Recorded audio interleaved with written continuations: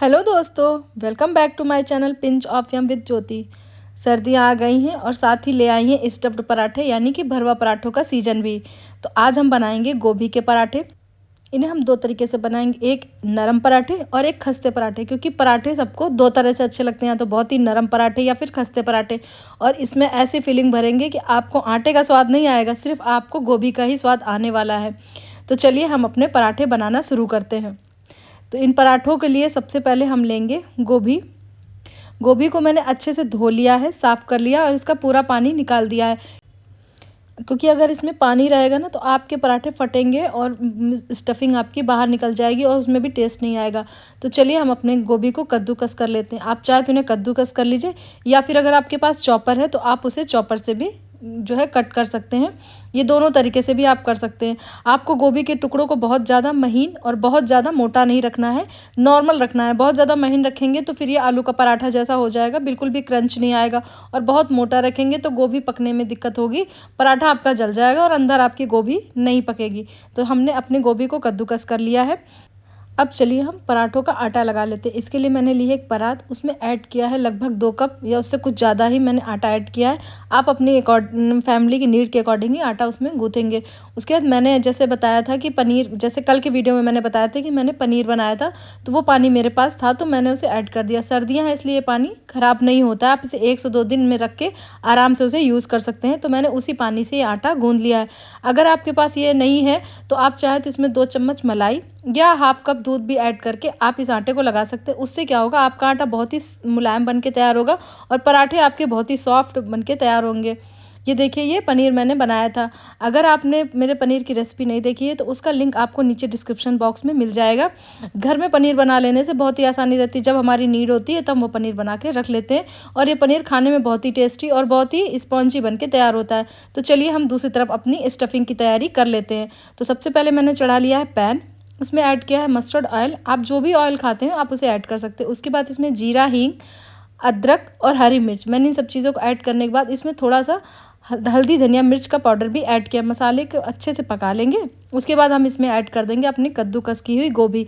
इस गोभी को भी हम तेज़ आंच में अच्छे से फ्राई करेंगे, ताकि इसमें पानी की कोई मात्रा ना रह जाए, क्योंकि पानी रहेगा तो पराठे आपके फटेंगे। अगर आप इस तरीके से तेज़ आंच में इसे बराबर चलाते हुए गोभी को आपको हाफ कुक कर लेना। आपको पूरी तरीके से गोभी को कुक नहीं करना है, नहीं तो फिर सौगी सी हो जाएगी और पराठे अच्छे नहीं बनेंगे।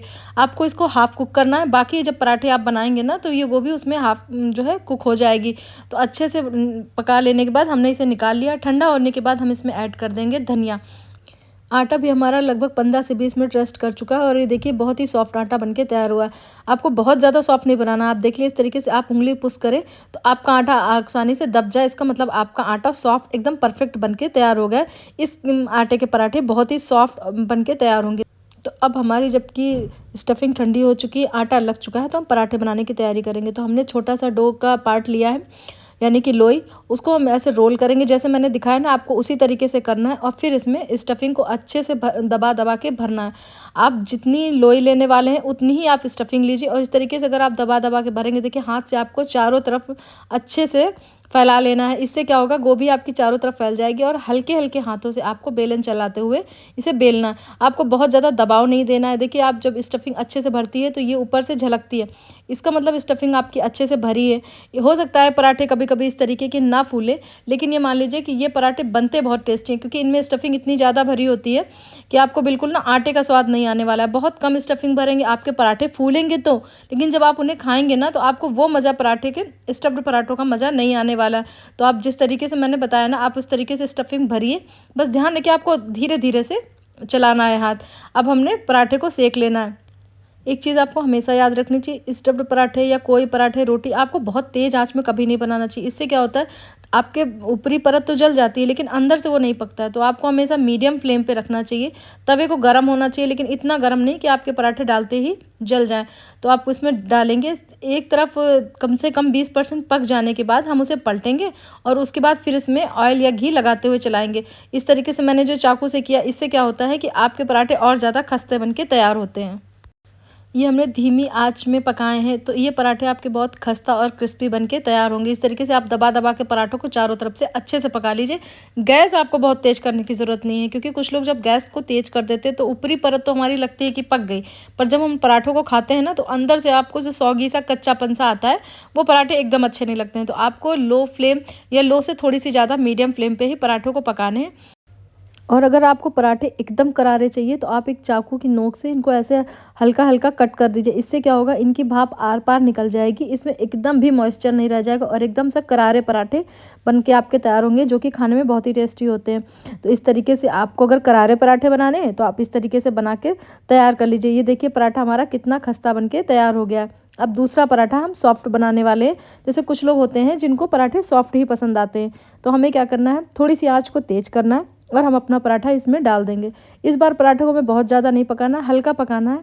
घी या ऑयल लगाना है। एक बार थोड़ा सा पक जाने के बाद हमें इसे पलटना है। इस पराठों को बहुत ज़्यादा पलटने की ज़रूरत नहीं होती है। फिर इनको हम गैस को धीमी करके पका लेंगे। पराठे वाले बहुत मोटे बनाने की ज़रूरत नहीं है, क्योंकि अगर आप बहुत ज़्यादा मोटे बनाएंगे तो फिर ये पराठे ना अच्छे से आपके पक के नहीं तैयार होंगे, कच्चे होंगे। तो आपको थोड़े से ये पराठे पतले बन के तैयार करने हैं और ये पराठे बहुत ही सॉफ्ट बन के तैयार होंगे और खाने में बहुत ही टेस्टी लगेंगे, क्योंकि पराठे ना सबका अपना अपना टेस्ट है। किसी को सॉफ्ट पसंद है, किसी को खस्ते। तो जिस तरीके की भी आपको पसंद है आप बना लीजिए। मैंने आपको दोनों तरीके बता दिए। अब आप इन पराठों को बटर चटनी के साथ इंजॉय करें। आप चाहे तो उसमें दही का भी यूज़ कर सकते हैं। ये पराठे इतने फ्लेवरफुल हैं कि आप किसी भी तरीके इनको एंजॉय करें, ये अच्छे ही लगने वाले हैं। और हाँ, अगर आपको मेरी इस रेसिपी में कुछ भी पसंद आया है तो प्लीज़ मेरे channel pinch of yum with Jyoti को लाइक एंड सब्सक्राइब करें। आप मुझे इंस्टाग्राम पे भी फॉलो कर सकते हैं। Thank you.